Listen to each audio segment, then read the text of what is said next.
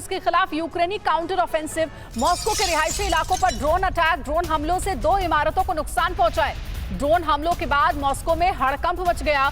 Moscow पर Ukraine के drone हमले जारी हैं।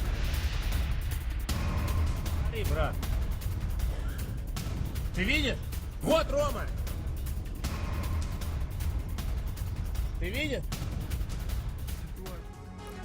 और मॉस्को में ड्रोन अटैक के बाद से अलर्ट है। मॉस्को में शेल्टर होम में पहुंच गए लोग। लोगों से शेल्टर होम में रहने की अपील की गई है। मॉस्को के लोगों को शेल्टर में शिफ्ट किया गया। इलाके में लगातार बज रहे हैं एयर रेड सायरन। तो ये अपने आप में एक ऐसी घटना है जो रूस के मॉस्को के इतिहास में लंबे समय बाद देखी गई है। देखिए, लोगों को कहा गया है कि शेल्टर्स में चले जाएं, लोग छिपे हुए हैं। ये देखिए तस्वीरें। इस वक्त एक डर फैल गया है इस नए अटैक से। तो यूक्रेन का काउंटर अटैक, जिसकी बात कही जा रही थी कि यूक्रेन रूस के अंदरूनी इलाकों पर हमले शुरू करेगा, वो दिन, वो समय, वो तस्वीरें अब आपके सामने है जब यूक्रेन के द्वारा ड्रोन अटैक के बाद से लगातार एयर रेड सायरन बज रहे हैं। लोगों को शेल्टर्स में जाने के लिए बोला गया है। नीचे लोग छिपे हुए हैं और अपनी जान बचाने के लिए यहां पर सेफ जगह पर, सेफ शेल्टर्स में मौजूद हैं।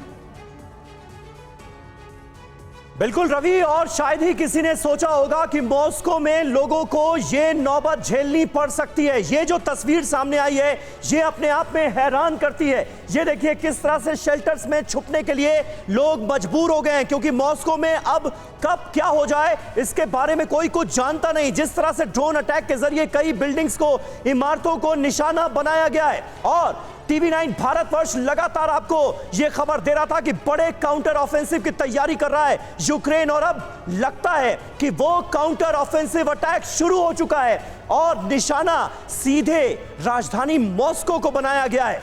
ये देखिए जो तस्वीरें सामने आ रही हैं मॉस्को में ड्रोन अटैक के बाद, किस तरह से बंकर में लोग छिपने के लिए मजबूर हो गए हैं। ये अपने आप में इस वक्त बता रहा है कि मॉस्को के हालात कैसे हैं। हमारे साथ एसपी सिंह साहब मौजूद हैं। सिंह साहब, ये बताइए, ज्यादा संभावना किस बात की आपको नजर आती है? क्योंकि ये बात तो लगातार हो रही थी कि यूक्रेन बड़े पैमाने पर तैयारी कर रहा है, लेकिन सीधे मॉस्को को निशाना बनाने में कामयाब हो जाएगा, ये तो नहीं सोचा था किसी ने। है मॉस्को पे अटैक करने का एक कारण है कि अगर मॉस्को पर अटैक किया जाएगा किसी भी एरिया में तो उसकी न्यूज बहुत बड़ी मानी गई, और इसका जो इफेक्ट है, साइकोलॉजिकल इफेक्ट लोगों पर बहुत ज्यादा होगा, क्योंकि मॉस्को में ही पुतिन है, मॉस्को में ही उनकी सारी डिफेंस के एस्टेब्लिशमेंट कंट्रोल है, पॉलिटिकल। ये बात तो सर सही है केजे सिंह सर, लेकिन सवाल ये है कि क्या अब कोई रेड लाइन बच गई है क्या?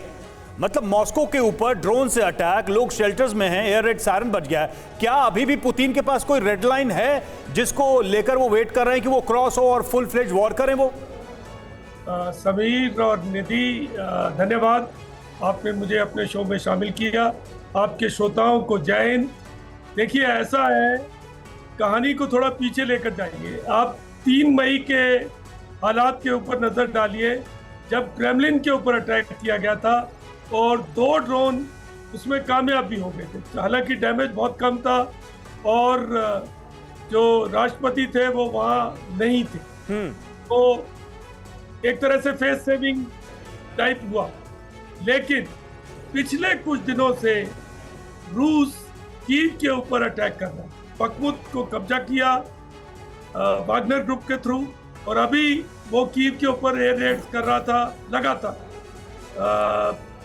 देखिए, आज शायद सुबह तीसरा एयर रेड था जो कि कीव के ऊपर गया, और जिसमें लगभग कहा जा रहा है पिछले 3 दिनों में लगभग 60 ड्रोन इस्तेमाल किए गए, और यूक्रेनियन कहते हैं कि हमने ज्यादातर को। बिल्कुल, लेकिन केजे सिंह साहब, ये जो नया तरीका आ गया है कि ड्रोन से अटैक करो और ड्रोन से तबाही मचाओ, ये बहुत ज्यादा देखने को मिल रहा है। और मॉस्को पर हमला, ये एक तरह से पुतिन पर हमला है।